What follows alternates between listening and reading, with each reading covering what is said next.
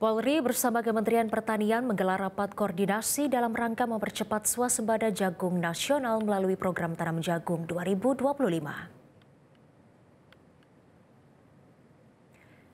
Rapat koordinasi digelar di Pusdalsis Mabes Polri, Jakarta Selatan, Senin 13 Desember 2025, yang dipimpin Ketua Gugus Tugas Pangan Polri, Komjen Dedi Prasetyo, dan dihadiri Menteri Pertanian secara virtual.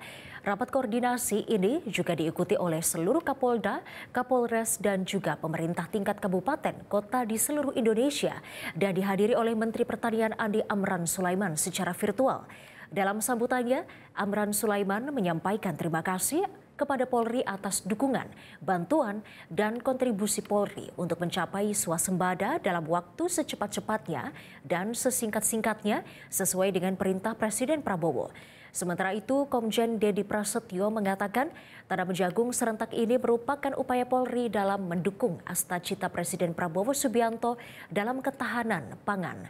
Polri bersama Kementerian Pertanian akan mempercepat pencapaian swasembada jagung nasional melalui program tanam jagung serentak tahun 2025.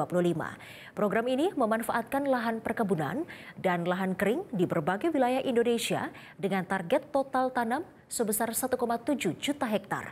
Program ini diharapkan dapat mencapai tambahan produksi jagung sebesar 4 juta ton yang akan meningkatkan produksi nasional hingga 25%.